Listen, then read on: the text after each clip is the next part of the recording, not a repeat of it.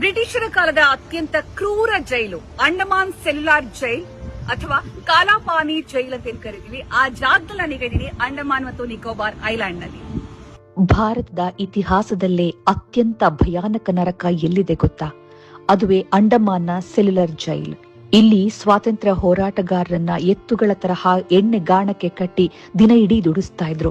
ಬರಿಗೈಲಿ ತೆಂಗಿನ ನಾರು ಸುಲಿಯುವಾಗ ಕೈಯಿಂದ ರಕ್ತ ಒಸರುತ್ತಿದ್ದರೂ ಬ್ರಿಟಿಷರು ಚಾವಟಿಯಿಂದ ಹೊಡಿತಾ ಇದ್ರು. 693 ಕೋಣೆಗಳಿದ್ದ ಈ ಜೈಲಲ್ಲಿ ಒಬ್ಬ ಕೈದಿ ಮತ್ತೊಬ್ಬನ ಮುಖ ನೋಡಲು ಸಾಧ್ಯವಾಗದಂತೆ ವಿನ್ಯಾಸ ಮಾಡಲಾಗಿತ್ತು. ಕೈದಿಗಳ ಕೈ ಮತ್ತು ಕಾಲುಗಳಿಗೆ ಭಾರವಾದ ಕಬ್ಬಿಣದ ಬೇಡಿಗಳನ್ನ ಹಾಕಲಾಗುತ್ತಿತ್ತು. ಎಷ್ಟೋ ತಿಂಗಳುಗಳ ಕಾಲ ಅದನ್ನು ಕಳಚುತ್ತಲೇ ಇರಲಿಲ್ಲ. ಶೌಚಕ್ಕೂ ಅದೇ ಬೇಡಿಗಳಲ್ಲೇ ಹೋಗಬೇಕಿತ್ತು. ಕೈದಿಗಳಿಗೆ ದಿನಕ್ಕೆ ಕೇವಲ 2 ಬಾರಿ ಮಾತ್ರ ಶೌಚಾಲಯಕ್ಕೆ ಹೋಗಲು ಅನುಮತಿ ಇತ್ತು. ಕೋಣೆಯ ಒಳಗೆ ಒಂದು ಸಣ್ಣ ಮಣ್ಣಿನ ಪಾತ್ರೆ ಇಡಲಾಗ್ತಾ ಇತ್ತು. ಅದನ್ನೇ ಬಳಸಬೇಕಿತ್ತು. ಸ್ವಚ್ಛಗೊಳಿಸೋದಕ್ಕೆ ಸರಿಯಾಗಿ ನೀರನ್ನು ಕೊಡ್ತಿರ್ಲಿಲ್ಲ. ಕುಡಿಯಲು ಸಮುದ್ರದ ಉಪ್ಪು ಮಿಶ್ರಿತ ನೀರು ಮತ್ತು ತಿನ್ನೋದಕ್ಕೆ ಹುಳು ಬಿದ್ದ ರೊಟ್ಟಿ ಹಾಗೂ ಕಾಡು ಗಿಡಗಳ ಸೊಪ್ಪಿನ ಪಲ್ಯ ಕೊಡಲಾಗ್ತಾ ಇತ್ತು. ಪ್ರತಿಭಟಿಸಿದ್ರೆ ಬಾಯಿಗೆ ಕೊಳವೆ ಹಾಕಿ ಜಬರ್ದಸ್ತಿಯಾಗಿ ಆಹಾರ ತುರುಕ್ತಾ ಇದ್ರು. ಸುತ್ತಲೂ ಮೈಲಿಗಟ್ಟಲೆ ಹರಡಿರುವ ಬಂಗಾಳ ಕೊಲ್ಲಿಯ ಸಮುದ್ರ.